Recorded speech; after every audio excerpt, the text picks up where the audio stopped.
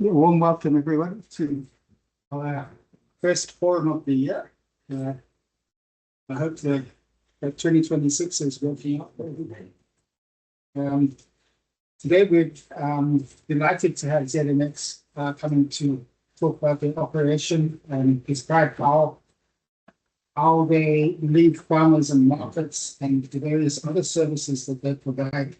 I'll just read from the banner. ZMX is the sole licensed and registered commodity exchange set up to create an efficient platform that connects commodity producers, off-takers, financiers, and traders for an integrated end-to-end commodity marketing solution, and is rapidly reshaping how agricultural markets function in Zimbabwe.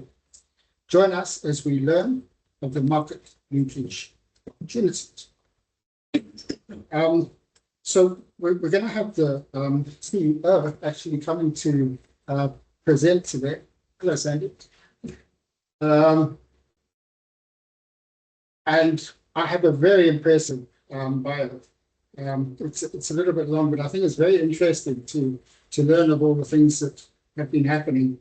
So Colin is founder and CEO of the Escrow Group, a finance and technology group comprising financial securities exchange, or FinSec, escrow systems, corp-serve registers in Zimbabwe and Zambia, and CDSCR registrars in Kenya and Rwanda, which provides capital market solutions across Africa. He was instrumental in the development and implementation of the technology platform for M-Akiba, the world's first mobile retail bond in Kenya. He was also behind C-Trade Innovation, a mobile and USSD platform that opened security tradings to thousands of local and diaspora investors in Zimbabwe. Colin has led the establishment and automation of alternative security markets in Zimbabwe, Kenya, and Nigeria. He recently led the successful implementation of a warehouse receipt system in Pakistan and co-founded the Zimbabwe Mercantile Exchange, a commodity exchange initiative operating under a private public partnership with the government of Zimbabwe.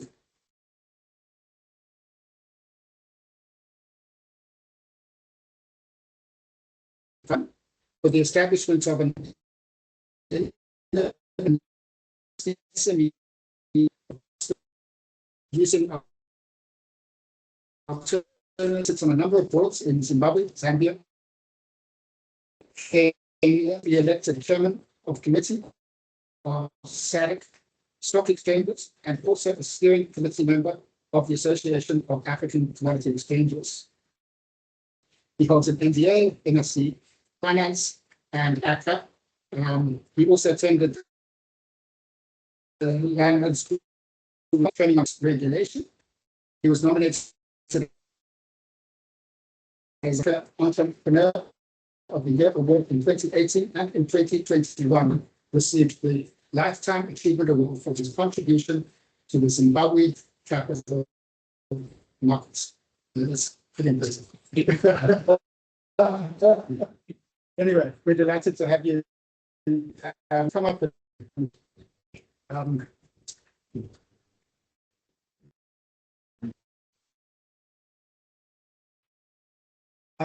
also a warm welcome to our online guests. How many? We have 7. We've got 7 online.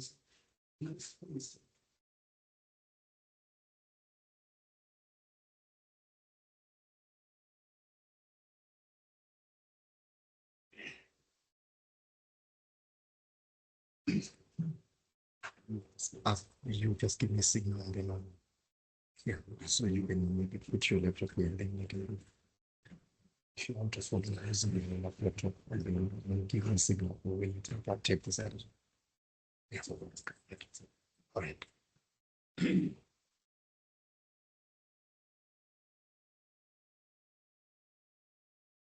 Thank you very much, and good afternoon, ladies and gentlemen. Before I start, I would like to say there will be an inquest at the start of this session because I did not approve that profile. I need to find out who is the. Is it not true? Look is too much. Yeah, so I'm delighted to stand before you and appreciate the opportunity to share with you insights regarding the developments in our agricultural sector, large, but in terms of our commodities markets. So today we are focusing on ZMX. That's why all the other stuff was not necessary. So we are privileged to have become part of the journey to transform how our commodities are marketed post-harvest in Zimbabwe. And we were very pleased to partner as private sector to partner with the government of Zimbabwe, because we needed government's support in terms of the policy space that would make ZMX operational. So just the preliminaries. So ZMX is a private sector-led initiative, but supported by the government, and it's fully registered under the AMA Act, which is the Agricultural Marketing Act. We operate a warehouse system and spot market trading. I'm going to unpack that as we go. And I think I've talked about the PPP, and it leverages technology, and we are a member of the AFCFTA, Association of Commodity Exchanges. So I'll start by, this is a very new slide. A lot of slides are old, but I think I needed to just cover this to demystify what a commodity exchange is and what a commodity exchange is not in general. This is generic. So a commodity exchange is generally described as an organized, regulated marketplace that is there to bring together buyers, sellers, and related market participants to facilitate commodity trading under a transparent, rules-based, standardized contract and defined settlement frameworks. That's what a generally a commodity exchange is. I'm going to actually cover what a commodity exchange is not, because ZMX has been confused. We're coming from an era where everything was being sold to GMB. ZMX comes on board, and there's assumption that we are now a buyer like GMB, or we are a trader, or we are a seller, whatever interpretations are given out there. So we are going to be categorical and say ZMX is not a trader. We are not a trader of commodities. ZMX is not a buyer. It's not a seller. So whenever you talking about ZMX, it's not like shareholders of ZMX are out there buying commodities. We are not a buyer. We are not a producer. We are not a supplier. ZMX is not a processor. Is neither a processor nor a contractor. ZMX is not a financier. ZMX is not a policymaker. So the question is, what is ZMX? So what a commodity exchange is, it is a neutral market operator. In all this, all the parties that I've said we are not, we work with them. So we are a neutral operator who interlinks all those people that we have said we are not. It is a rule setter, so it provides just a framework to make everybody continue to do what they've always done. A buyer working with a ZMX remains a buyer. A contractor remains a contractor.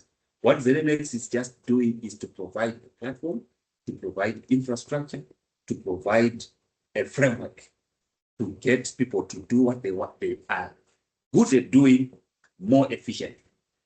It is a platform that connects interactions between farmers and suppliers, buyers and processors, traders and aggregators, warehouses, financiers. But in terms of the generic functions, wherever you go, US, Europe, Asia, and all that, the functions of a commodity exchange are standard. Number one, is the most neutral price discovery mechanism. So it collects information all over, puts it in a pot, and then say, this is what the market is saying. This is what the market buyers are saying, this is what the sellers are saying. And when we aggregate, this is the actual average that you as the market players are saying. It is also a liquidity and market access facility. Basically, you can't have a farmer sitting in Mwenez calling every buyer that they can think of, going to the directory, going to Google and all that. All they need is to go to a commodity exchange, which has a multitude of buyers, which has a multitude of sellers, and they do business. It provides a contract standardization, very important in the sense that how does a farmer know what should go into a contract of sale for a commodity? A commodity exchange comes up with that standardization. We need to identify it. We need to know what price you want. We need you to understand grading comes in. We need you to do all that in a standardized manner so that an importer in Nigeria who wants to buy grain from Zimbabwe, they don't have to have samples sent from Zimbabwe to Nigeria. They just know that if ZMX is saying grade A, there are standards that are being applied. A commodity exchange provides transparency and reporting. So if someone wants, before ZMX and outside of GMB, if someone wants to know what the price of potatoes is, to think of Mbare, to think of Sakuba, to think of someone has to be the central repository of that information. You click the button and you say, this is the going price. Most of you would have heard about Zimbabwe Stock Exchange or stock exchanges. You want to know about the share price for Delta, you go to the exchange. That's what a commodity exchange does with respect to commodities. Because we are neutral. Do you need to call an off-taker to find out what the price of maize is? They will quote it in terms of their interests. Not with the farmer, they quote it in terms of their interests. You need a neutral party. That's what a commodity exchange does. It facilitates trade finance and it provides risk management tools. Basically, the risks involved in commodity marketplace are unique. Let's talk about the tonnage of grain when it is ready to be sold to the market. It is grown all over. At what point do you say a transaction has been done? Is it done when the commodity is still at the farm?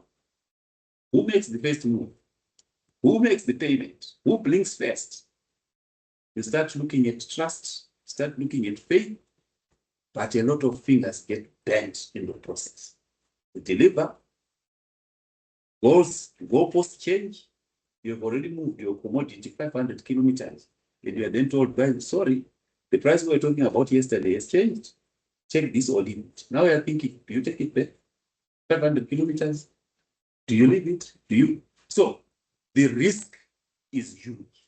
So a central platform like ZMX comes in with tools to de-risk both sides so that when a transaction is done on the exchange, delivery or settlement is guaranteed.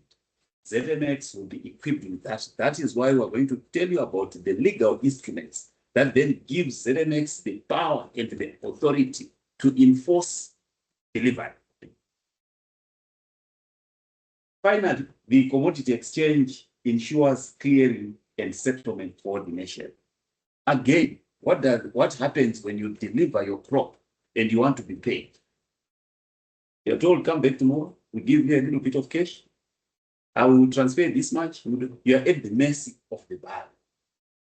In the commodity exchange framework, settlement systems are standardized, and you know I'm going to be paid T plus 3, meaning trade day plus 3 days, I'm getting my money, and it's being transferred. So the clearing settlement coordination is what the commodity exchange is responsible for.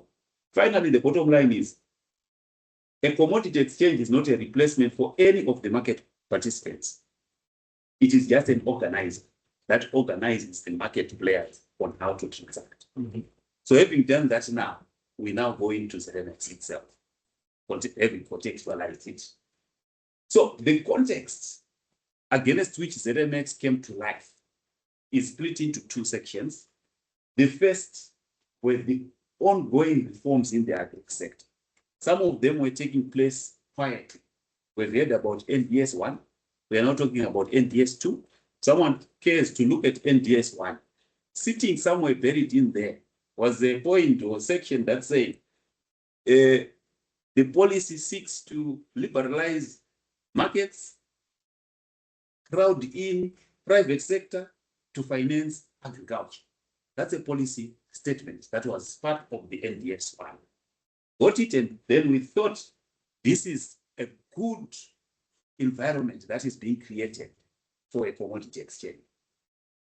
So on top of that, when we talk of certain grain like wheat and maize, the Grain Marketing Act monopolized the selling or buying of certain grain like maize and wheat under the GMP.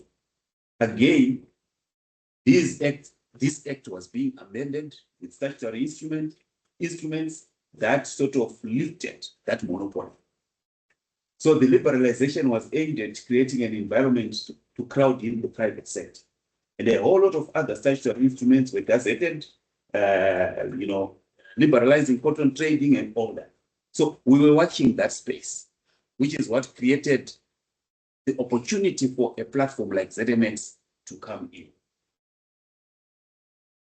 In terms of the business conditions, we also were informed by the background of post-harvest losses.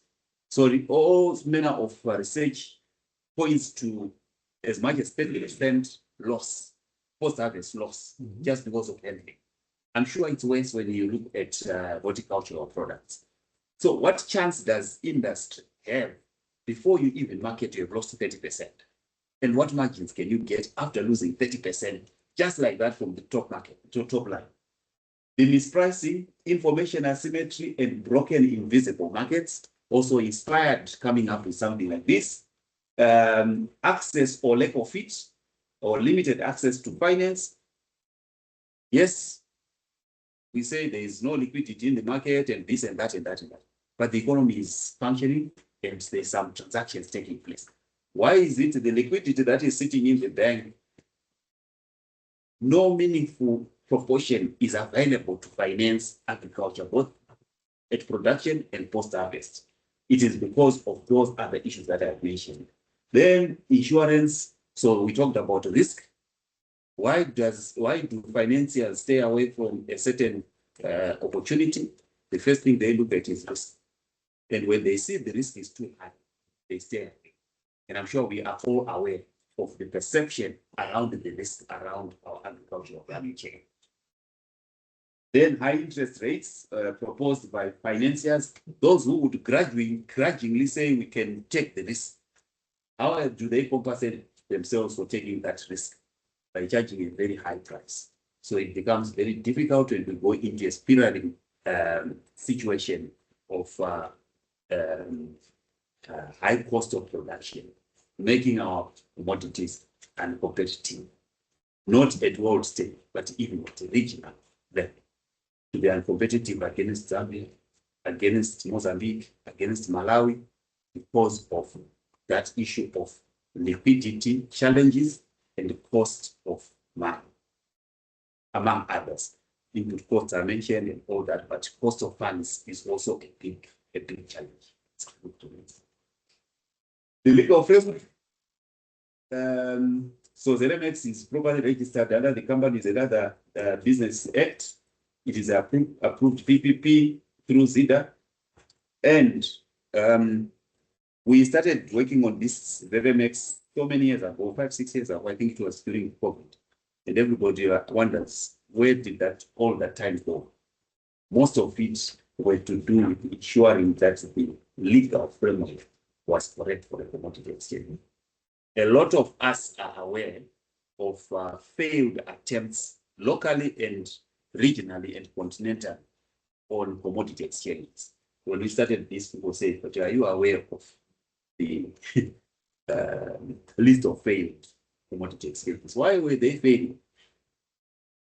You can do a commodity exchange and just on trust get calls, people trading and all that. That used to be the case. Back in the day, I was talking to my, I don't know how many people here are as old as that. That one could move around with a checkbook, write a check, give a piece of paper at a shop in Blawayo, your bank is in Harare, get goods, and it was nice.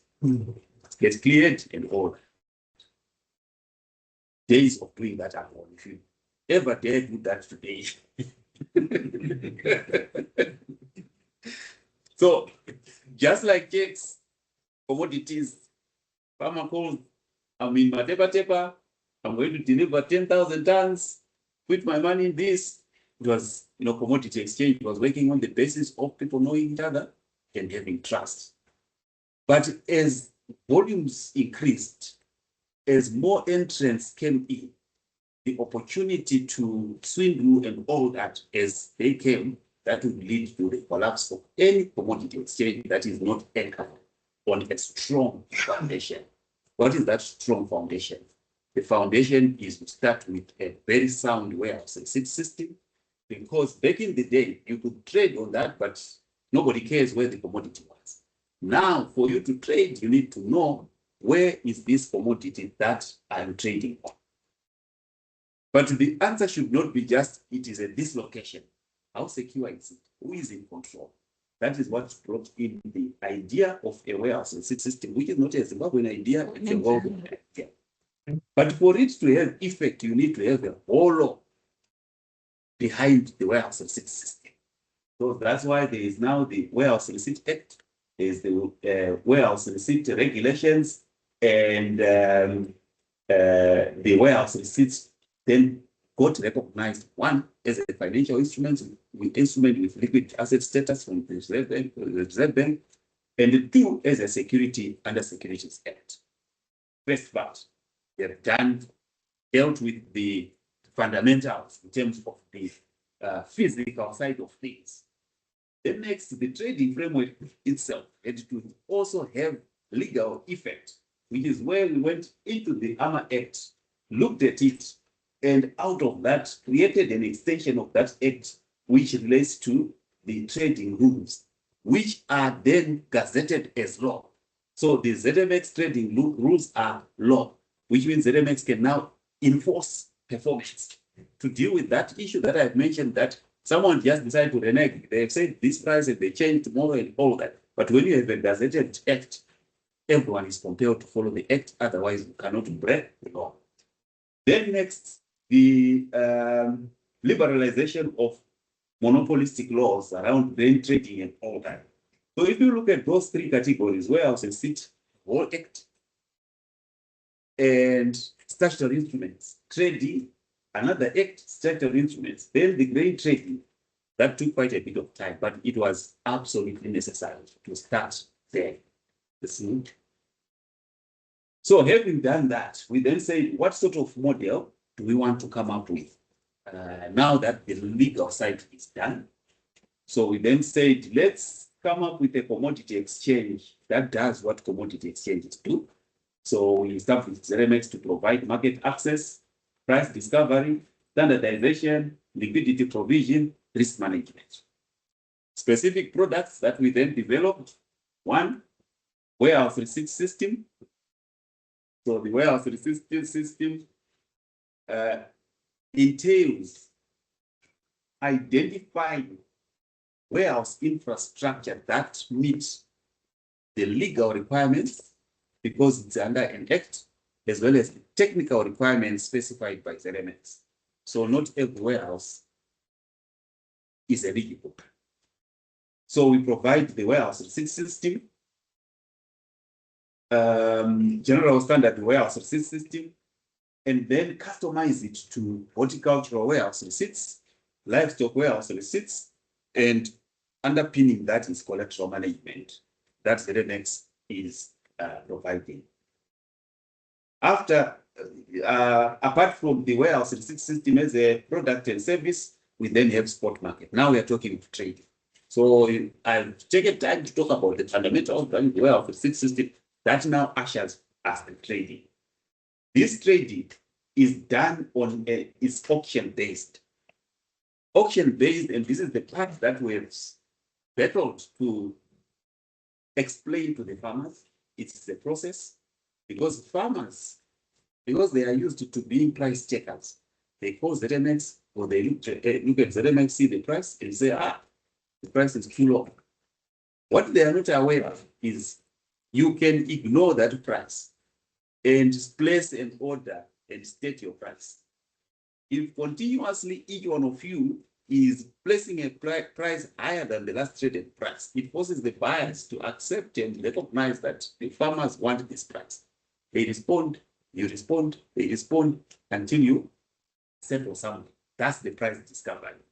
So it is done through continuous auctions, wholesale auctions, and also facilitating import and export contracts and facilitating forward contracts beyond the spot markets.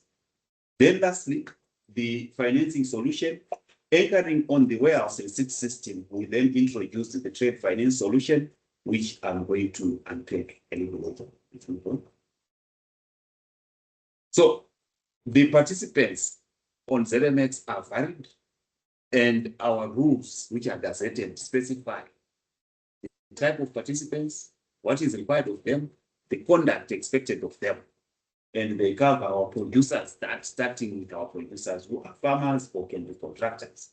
Then our buyers who are agro processors and investors are also allowed.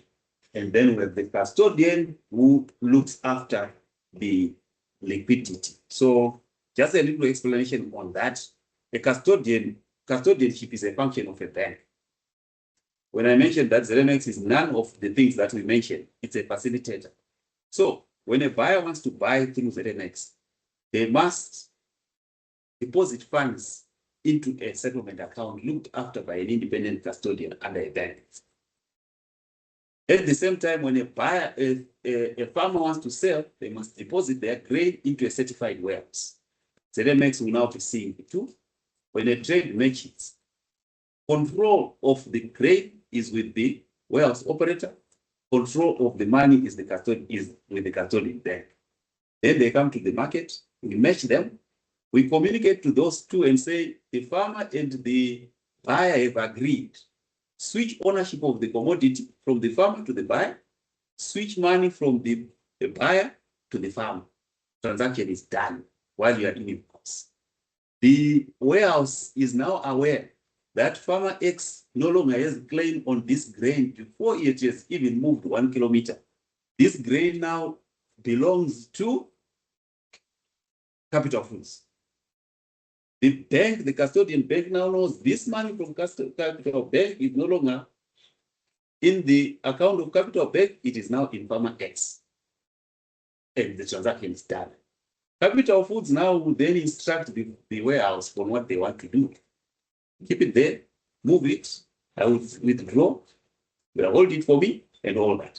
So custodian banks come into it, settlement banks come into it. That's the actual bank account in which funds are switched. Then financial institutions as lenders, microfinance, any lender. ZMX does not specify. People ask, okay, what is the cost of money on ZMX? I cannot give that price. But I will tell you, ZMX is a supermarket for financiers. You click and you see this bank is saying 13%, this one 9%, this one 10%. Pick and choose.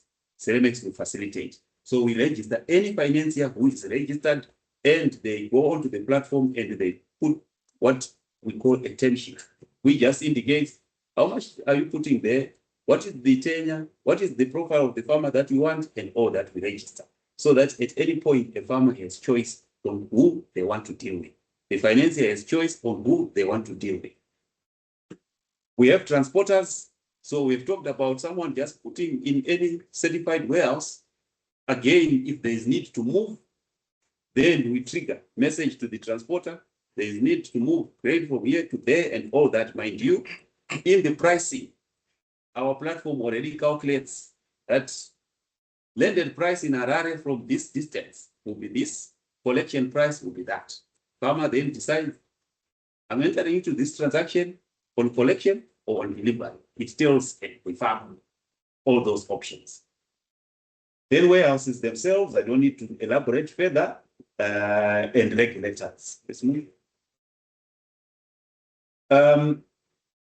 Leveraging technology, the people ask, how do the farmers interact with this platform? They have to travel and all that. No. What we have done is to automate and provide electronic warehouse receipts and integrated with mobile platforms. So ZMX is accessible on all the mobile network channel operators and on mobile money platforms. So if the farmer is savvy and they can download the app, it's up to them. If they can do it online, it's up to them. They don't have network, USSD, shortcode *727, they're in and they do whatever they want to do. Last year, we introduced AI-enabled WhatsApp chatbot. You actually ask and to be responded to. If I want to sell so much, just you, how much, where are you, all that, it is giving you the responses. It responds to prompts. It became the biggest channel through which we interacted with farmers and the traders. So we have further partnered with banks and input suppliers, and we are also looking at developing a market making structure. Mm-hmm. So market making is where we then have specialized traders who are there to just say, I'm providing liquidity. I buy an initial 10,000 and I have an initial $1 million. Any farmer that comes at any time, I have liquidity to buy from them. Any buyer that comes at any time, I have grain to sell to them, so that you don't have long periods of waiting. And the benefit to that type of trader is just the spread. I buy at 350, I sell at 355. Keeping that open so that transaction processing is quick and fast. Financial institutions go anywhere in the world. That's how markets operate.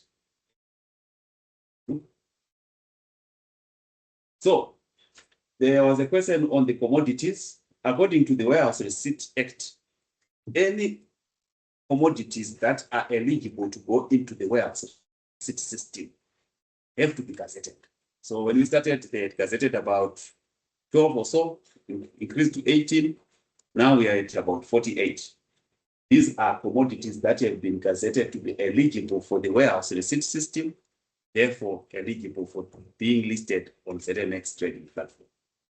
So far, we are known for the first part, which is grains and oilseeds, simply because the warehouses that have come forward are suited to dry grains, the maize, wheat, and the like, and all that. The next part is for us to have specialized warehouse infrastructure for horticulture, cold chain, and all that. We're working on that. Then lastly, we are moving into livestock with the specialization out there. We're not going to lock in cattle in some warehouse somewhere. So we are going into a virtual warehouse kind of thing, taking electronic tracking and all that, and that becomes a virtual warehouse. And the farmer can actually put their cattle into the warehouse receipt system, get a financial instrument. They may use it to securitize their borrowings to produce. They are now using debt capital to enhance production. Let's move. So, diving into the warehouse receipt system, I think I have covered most of the stuff that is in the next few. Just go back. Yeah. So here, key features of the system. It's a centralized database of all commodities that are sitting in the certified warehouses. ZMX will get a few.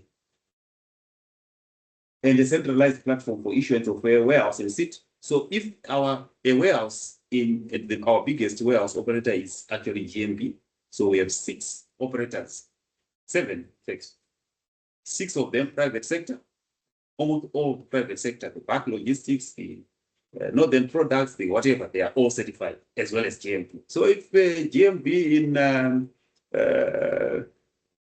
Lions Den, they issue a warehouse receipt, we see it on ZMX. That's where the transparency comes in. So we then know that there is a farmer who has put in 500 tons at warehouse at GMB Lions Den. this quality and all that. Immediately, GMB have an obligation to deliver that 500 on demand by the holder of the warehouse receipt. That is the warehouse receipt that will then be used for trading. Aggregation and standardization. So how does aggregation work?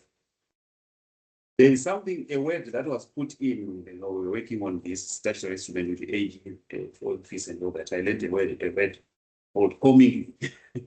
So commodities of the same grade, they don't have to be demarcated to say this is for so and so. As long as it's the same grade, they can commingle. That's how you aggregate. Once you aggregate someone's 1 ton, 3 tons, and all that, if they're in the same grade, it doesn't matter. When you claim your exact grade. It is up to the warehouse operator to know, I have 10,000 tons of this grain that belongs to these 500 people. Any of them who comes, I must make good 500 tons. So this is the example of the warehouse receipt. So according to the law, so one of the very difficult questions we were asked when we were rolling out this, by its name, warehouse receipt, people were like, a receipt like you get in a shop, sure, you're telling me I should just move around with that. It's just the name, it's the global name, but it's actually a very serious instrument. That's how it looks. That design and those features are in the law. So it's just like a bond, it's like a share certificate and all that. And it is printed on specialized security paper. And that receipt and the blanks are not even kept by ZMX, they are kept by the registrar of warehouses. And they release batches according to the demand. And every warehouse operator who gets a batch, they must account for each and every serial number. Tampering with that warehouse receipt, it's actually a criminal offense in the Warehouse Receipt Act, and their criminal liabilities. That's the instrument. So it is electronic, it is physical, but then we managed to get a law put in to say a physical can be deposited with the custodian bank so that an electronic one can be issued so that your receipt is on the phone while the physical is sitting with the custodian bank. That's the innovation that we did. Let's move. So before the receipt is issued, there must be grading, and grading standards are universal.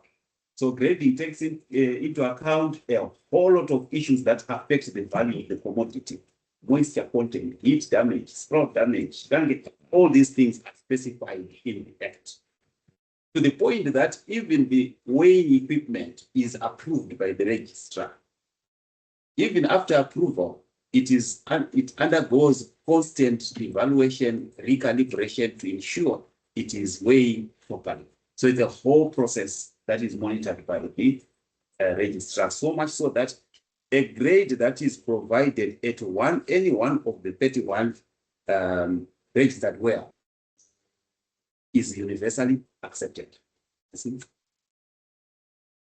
So some of the key features on the face of the receipt, you see the name and address of the depositor in the bank. It will show you the grade of the commodity, it will show you the weight and the measure, it will show you the name and address of the warehouse, as well as the person who inspected in the individual name. So misrepresentation there is a criminal offense. It will show you the market value as at that date and what type of commodity. Then enhancements around that, I mentioned, it is recognized as a security, it has a liquid asset status, it is tradable, and it can be used as collateral. So what use can farmers make of that warehouse receipt? One, we can use it for discounting. What discounting means is it has a face value, but if you find someone who says, okay, your receipt is showing $5,000, but I have 4,800. Can you take 4,800 and I take off? If you agree, it's allowed. That's the discounting. It can be used for collateral, where you say, my warehouse receipt is worth 5,000. I want to borrow 2,000 and I want you to hold my receipt and give me back my receipt when I return your money because I want to keep my commodity. That's using it as a collateral. The two are different. The first one, you are letting go at a fraction of the price if you are if you need liquidity. Warehouse receipts can then be used for trading. So when you come to ZMX, you don't come with your trucks to say, I've come to ZMX to sell. We don't want to see that. We want to see the receipt, and then you can trade. It can be used for inputs. Some input suppliers have accepted to go into a program where the warehouse receipt can be used to purchase inputs. So if we look at a scenario like we're getting out of summer, we're getting into summer, and as we get into summer, it then overlaps into winter wheat, and the farmer who is in both can say, okay, I deliver my grain, I give whoever to get inputs for wheat and all that. It is also possible. It can be used for production financing. I've talked about the livestock. Use that to leverage on it and get financing facility for production. So after that, we go to trading. I've mentioned about spot trading. So we operate a spot market. That's what everyone is familiar with. And we have two types of markets in the spot market. We have the continuous market. So anytime, even now, if you have grain, you can actually place an order to sell your 5 tons, 50 tons, and all that anytime during business hours. But what happens is the success is based on whether there is someone also buying. So we have an offer, we need a bid and all that. So you can go for days, you can go for, but there is also an auction market where we say on a concentrated time, you know, bidders, buyers and sellers come together, and when it is peak season, we do it on Wednesdays from 8 to 4. We're seeing all the orders coming in from both sides, no matching. At 4 o'clock, we close the market, we start matching, and we give the results and the process. So it's either you wait and you do it on auction day, or you go and you just try your luck by placing an order anytime, any day, without guarantee of matching. So that's what I can say in summary on spot market. This is the most basic. This happens at a sort of random spur of the moment. Today, we got a call from someone. I have my 5 tons. I now need to pay school fees. Can you place an order for me? And all that, spot market, random, and all that. Let's go to the next. This is now what we are now bringing forward. So, in terms of the trajectory of the commodity exchange, you start with spot market, move on to the forward market. Forward market now, you are now getting farmers to now prepare ahead. At this point now, they have got a very rough idea. My hectarage, my yield, my whatever, I think I can get 300 tons out of this. So I need to start preparing for the market. So we have created a framework in which such a farmer can come and place their forward contract indications. So it's already standardized. I'm expecting this price, The buyers have already started coming through, say this is what we'll be expecting and all that, and we are facilitating that. So we will then be matching these two. Imagine matching them today in February for delivery when they harvest in May. That deals with a number of things. Number one, price, removing price risk. Because if you do it speculatively, you never. So you just look at it and say, I'm going to sell at 350. That's it. You start planning. Once we have done that, we then go to our financiers and say, by the way, we have so much volume, signed up for forward markets. And on the day the farmer now delivers into the warehouse, financier have liquidity ready because his forward contract is underwritten by the buyer who is credible. He's going to buy. So as soon as the farmer delivers, within the volume that they promised, they want cash immediately. Our banking partners release the cash because they know it is covered by a forward agreement, which is an offtake agreement from a credible buyer. That's the structure we have come up with. Now, based on that and the appetite that we have around that, we want that liquidity not to wait for harvest. We're then saying to the banks, why don't you bring the liquidity even now when the farmer wants to do combined harvesting, when they want to top dressing and all that. So that is the next thing. So that arrangement now leads to production finance. So commodity financing, I think skip that. So here, the commodity financing against the warehouse receipt looks at warehouse receipt discounting, that's farmer first, and explain that.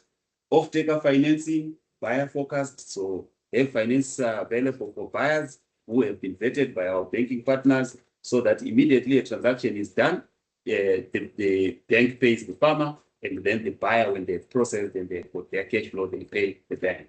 Then aggregator financing facility, these are for our market makers who are aggregating. Let's move.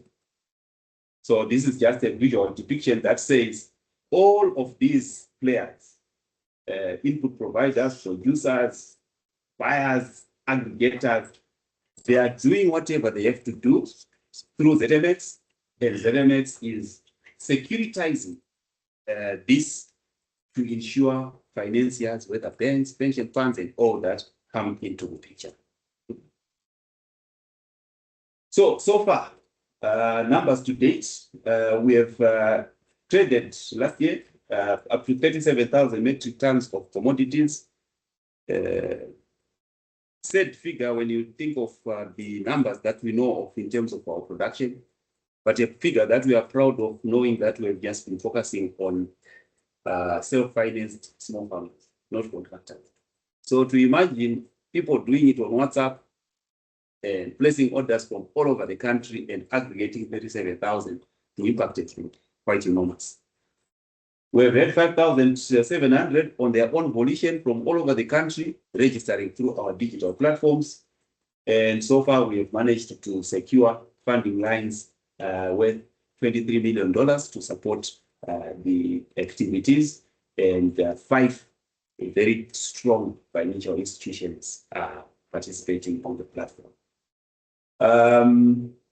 Yeah, so the right-hand side box just shows the breakdown. Some are looking at buyers, some are looking at farmers, some want to do credit finance for the aggregators. Let's move to the next slide. This is my last slide. So I'm aware of the participants in this session. How can we work together going forward? We have a lot of work to do in terms of raising farmer awareness. We've done our bit. We have been all over. We've been on radio.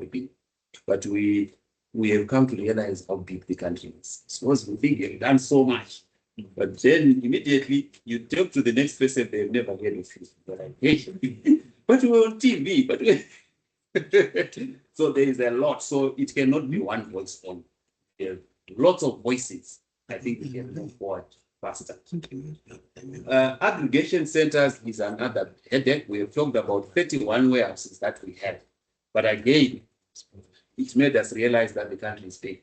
So even if you have a warehouse in Sentinel, but the catchment area is so big that a farmer to reach that warehouse is still a mission.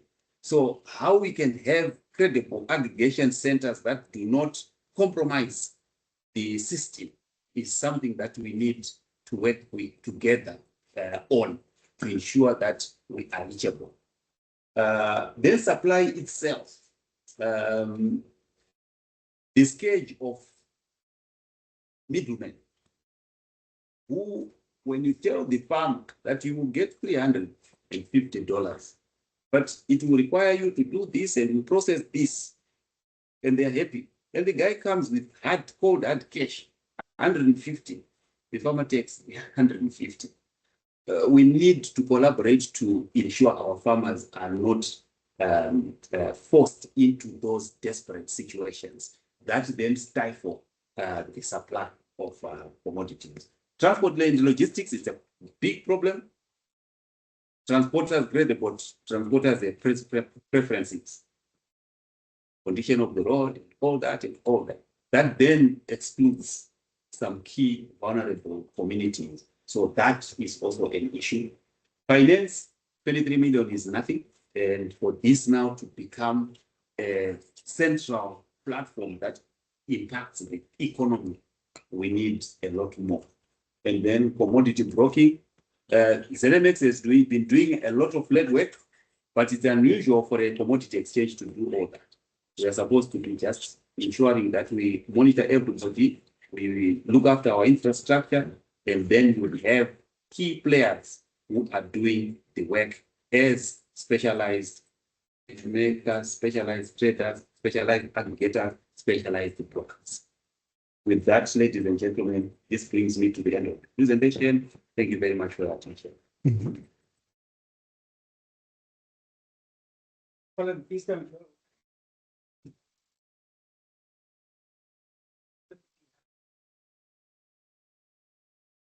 Before we do so, I'd like Colin to know all the organizations and people represented here. So we start. Yeah, Mark Benson, World Vision Consultant. I'm Derek Nyamunga from World Vision. At the back, sir. You know. And then Dennis. So, Martin Timber from Aquaculture Center. okay. Back at, ma'am. Okay. There is no more pharmacy. Working from HY Agricultural Population Trust. This should be the brand divisions in the holdings. I do informatic physical complex. I'm Stuart Wilson, I'm a consultant. James Carnegie, independent consultant. Just like your beverages. Yeah, that's what some of the differences. Some of them should be Sandy Roberts and BioIMC. Thank you. And then in addition, we have 12 members online as well. A mixture of donors, development organizations, and the private sector. So I'd like to open it up for questions. Are there any questions that anybody has? I knew No, thank you so much, Prof. Colin, for the presentation. I think this is very important. As we drive financial inclusion, we have pushed access more. Where I have a question is for farmers to participate on the platform, they need to have a bank account. And majority of the type of farmers that us in development work with, they don't have access to bank account. Neither do we have the physical banking infrastructure there. Can farmers trade using their EcoCash, or do they participate in financial institutions? They have no friends account. Because I think of a farmer in Nkumbu where they get money once in, and the bank charges are quite high. Is there an incentive for me to open a bank account that I use once a year on the platform? Do we have any discussions about how we can incentivize participation from small farmers, bearing in mind that they are the majority, 70% of the population is in the communities? Yeah, so it's one of those situations where you're trying to strike a balance between the convenience and the sort of compliance issues. And so, you know, there is this road drive around CFT, FT, and all that in terms of grey listing, blacklisting, and all that. So our regulators are very keen on that. So number one. Number two, ideally we want these farmers to be formalized so that they get integrated fully into the financial services systems, so that we remove all those say exclusives that the banks can give when you're trying to negotiate, and they're telling you that high risk people and all that. So we need to de-risk them. But at the same time, we also need to be cognizant of the realities. A compromise is EcoCash, and that is acceptable. But the limitation is you cannot integrate them fully, because if you now want them to access credit and all that, they really need to take certain basic boxes. So we consider it more of a transitional process. The other thing that we have witnessed sadly is that they just hate formalization. They are used to just count the cash and you're done. And we have tried to resist the urge to be dragged back there because that is its own challenges. But what we do, we start carrying money from the country, distributing. And when you sort of scale up, so we do not want to encourage that, even if we want to take off. That's why we are talking of 5,000 again, where we will be talking hundreds of thousands. For some of them, they just have this fear that being formalized going into the system is just a bad thing. The matrix, that's why. But maybe if the financial institutions in no flows account that are quite that is no cost, I think there is an incentive for bank to open a bank account. Because even for myself, if the organization would pay me on eco cash from somewhere with no bank charges, I would accept that. So I'm thinking of a farmer getting charged $3, $5. Maybe it's a discussion that ZMX could have, the financial institution to have those low cost accounts for these rural communities instead of pushing the high cost accounts. I think once we start pushing access, then we focus on research. What we want for farmers to first know the platform, then we can start to add other services. Research requirements. Yeah. At that point taken, point noted, and one of our key shareholders is the bank actually. So that discussion is very much alive. But what we do is accelerate it here. Okay, I have a question from Wilson, who's with Swiss Development Cooperation.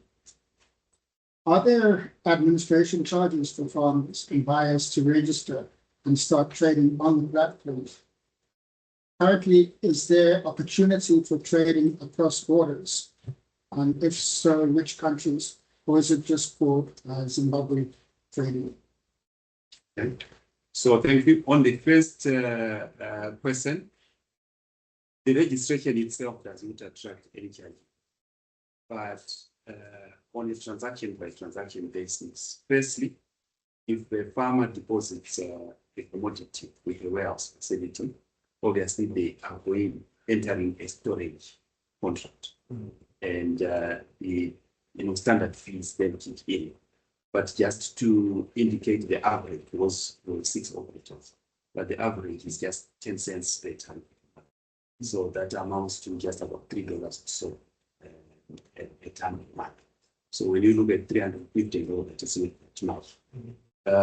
If they do trade, ZMX obviously is to generate some income out of that. So the charges are very simple and straightforward. If it is a seller, we are charging 0.6% of the value of the grain, which amounts to another $2-3 per ton, something per ton. That is on the seller side. The buyer pays 0.4%, which is just less than $1. The reason why the buyer is paying less is the farmer, when they deposit, the work of grading and all that is for the benefit of the farmer, and the process of settlement, all that. Then the buyer is just picking. So all in all, it's 0.6% on one side, 0.4% on the side, and then storage facilities. If the grain doesn't stay for a month, for 2-3 days, you don't need to notice. I guess there's quite a few farmers that would look at opportunities in people. Yes, yes. So how a farmer can look at it, I can say, refer to a typical case of, say, soybeans. Soybeans were always able to huge shortage. We produce maybe 60,000-70,000. Okay. Our demand is over 250,000. So without a doubt, by November, December, that's awesome. You do calculate your storage fees and all that against the uplift of the price, including the finance costs. You can actually bring a profitable position, sell a bit later. So the storage cost is it's nothing. And it has to be compared against the risk of 30% after sales. So ZMX effectively make farming new properties So the second part, in terms of cross-border trading, we are very much in that conversation at ZMX. So under the framework of the Africa Free Continental Trade AFCFTA, commodity exchanges across Africa were been put together to form an association to operationalize cross-border trading within Africa before trading. So the commodity exchanges are being seen as key to facilitating that. And we actually happen to be having the chairmanship of that initiative. So far, we have entered into MOUs with 3 other markets, Zambia, Tanzania, and Malawi. So the 4 of us, we are working on a framework for cross-border trading, fully supported by the government. Nigeria has come on board, so we've signed an MOU with Nigeria. So to the extent practically feasible, trade should take place. When I say practically feasible, we have come up with what we call export parity price.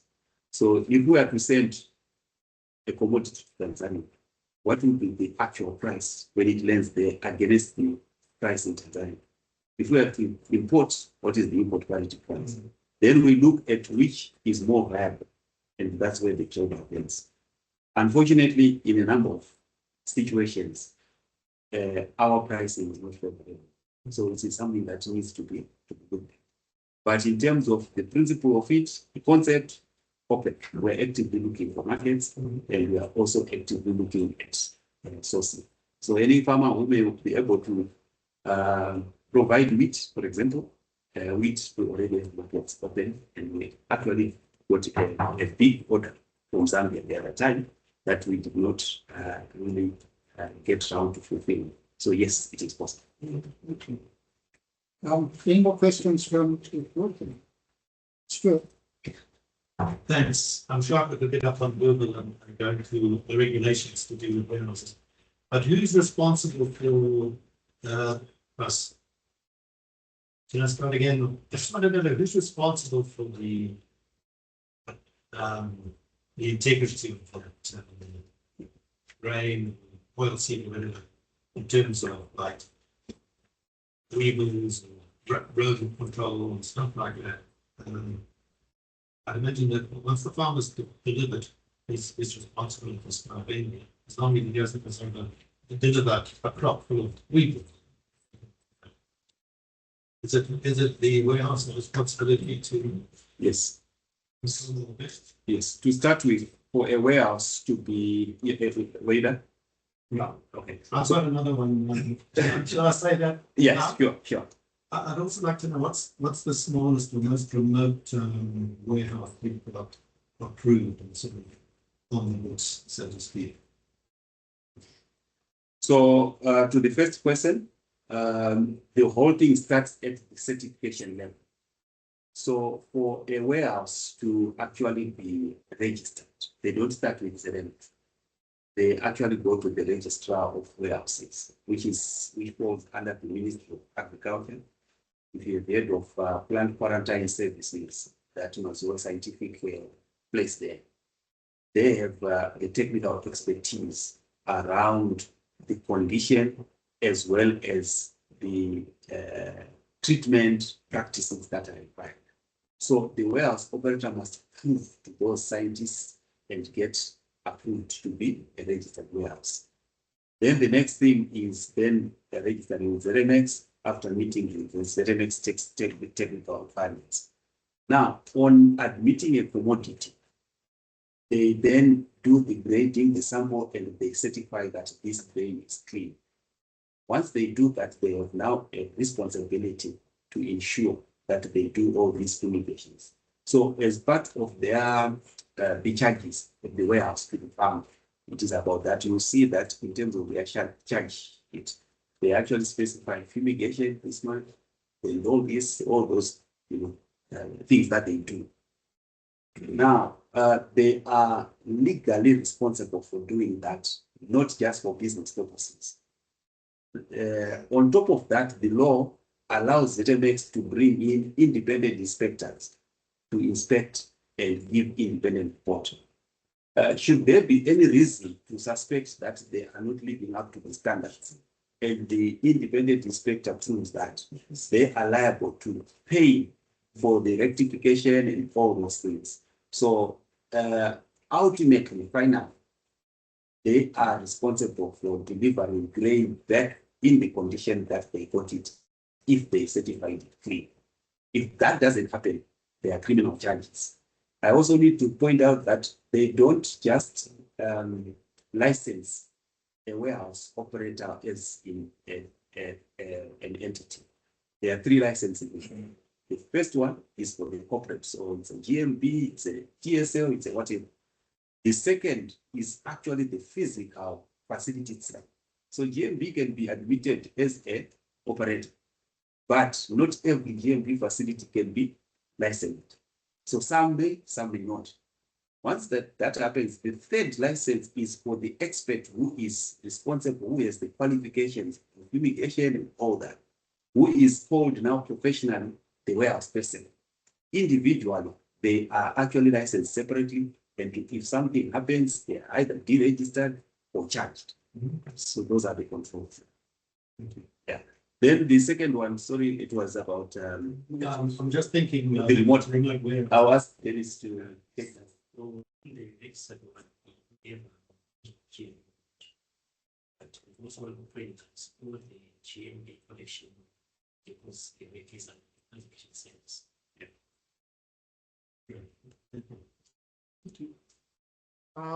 Any questions? I've got one. Where does insurance come in? We've got Minerva here today. So, Okay. So firstly, as again, part of the requirements to be certified or to be licensed, the warehouse operator must have full insurance cover for the grain that they are going to take. And for the grain, the beneficiary of the insurance proceeds, if say there's a fire, is the registrar of warehouses, so that the insurance doesn't pay the company, pay the insuring, the registrar to distribute to the depositors. That is the first part. Then the second, when we are now dealing with trade finance facilities, again, there will be some conditions there around insurance and all that. So insurance is a fundamental. anything else? Maybe this is just more of a comment to give. Last season we did a transaction with ZMX. They bought maybe that will answer sure. They bought 60 tons of Incombra that's closer to the border in Mozambique. But the challenge is still financial literacy to use form to get on the platform. I think this year we are in discussions to educate the farmers on how to participate on the platform. And maybe just to applaud Colin for the vision. You know, we are talking about Zimbabwe having a demographic dividend in the future and having a youth population, but if we are not delivering on how we harness that demographic dividend, we're not going to see it. We're going to miss the opportunity. So this digitization and trying to bring the rural communities into the mainstream economy, I think it's one of the ways that we can bring the farmers. In as much as we are saying here to talk about ZMX today only, I think it's important that you talk about other segments, alternative investment, etc. You know, we facilitate market linkage, we promote farmers to sell, but after getting income, what's next? Where do they invest the money?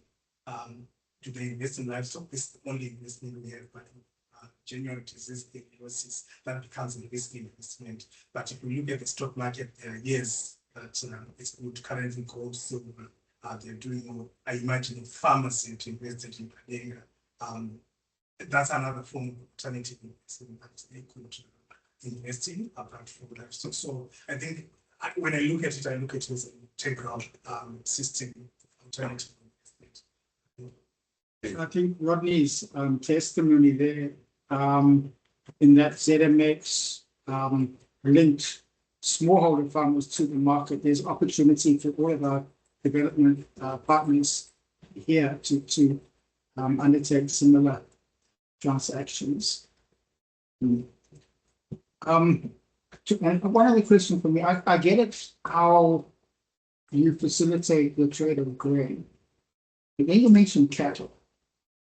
And I couldn't get my head around it. You know, you can have 500 tons of the same grade of grain, but now when it comes to cattle, they're all different weights and different sizes, different qualities, and it must be quite tricky. And furthermore, would then you be taking the place of traditional auction houses? So I think the trading part is probably a bit further away now.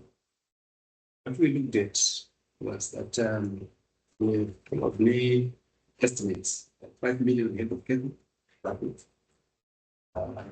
And we understand the estimated value is probably around 3 billion. And statistics say about 80% is in the hands of communal farmers, small scale farmers. Then we then say this is 3.3 billion worth of debt capital that is not doing anything. And these communities poverty and all that. Why don't we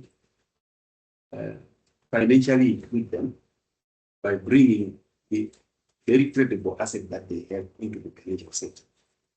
So let's check. So we are experimenting or exploring with the technology that actually does the automatic through AI and all that, automatic trading. So it actually detects the condition of that store, its health status, and all that, with certain signals. This is where the world is going. But unfortunately, the biggest problem at the moment was we lack the technology. The biggest problem is economically it's not viable. So the cost of maintaining that and the fact that tracking it means it has to have output all the time because we want to track its input. Because the financier sitting there will be saying, I don't want to be sitting with the collateral that is long dead or stolen. So we have to prove to them that we are monitoring that. So for it to be active all the time, you then have to have satellite and all those things. So the idea is sound. We have it, but how viable it is just one thing we have to grapple with. So what we are going to do is we're going to do it in phases. First 10, just for the farmer to know that this has been taken to ZMX, and then we have these extension officers, trips and all that to be part of the process. Then there will be that physical sort of monitoring all that, experiment that, and we go on, because these technology things, they are costly when they are there and they are starting. In no time, it will be almost nothing. So we want to go ahead of it. But for now, we just want the good news to say farmers are sometimes being given these facilities without income. And then in their minds, they have nothing to lose. That's why sometimes the behavior is not the correct behavior. So just by him knowing that I have pledged and I have said this livestock is, they will believe psychologically they behave better. Then we have talked to the reserve bank to say, when we do that, we want to go and register that in the collection registry. Now that gives us a little bit of what? Cloud. Yeah. So we will do that. It may not be 100% automated, but we'll do it step by step. But if there is anything that we are so passionate about, it is that. Because what do we need? 100, 200 million what? To get 50, 60 million. 50, 60 million availed to the farmers to instigate production. The impact will be there. It's hopefully so bit fuzzy. Yes, sir. Okay, thank you. I just want to understand if you already have facilities for fresh produce change. Do you have cold chain facilities already on something which is already you've been talking about grain a lot, and just want to understand the fresh produce? Thank you. Yeah, so we've started work on that. There is one. Then you can make us set the case. Yeah, so 22. Okay. We give logistics. So I think good to get that signals. Yeah. So that is in place, but the issue now is to then have that traction where the farmers accept to put into the facility because they are used to say, I just want to see the color of the fish, like immediately.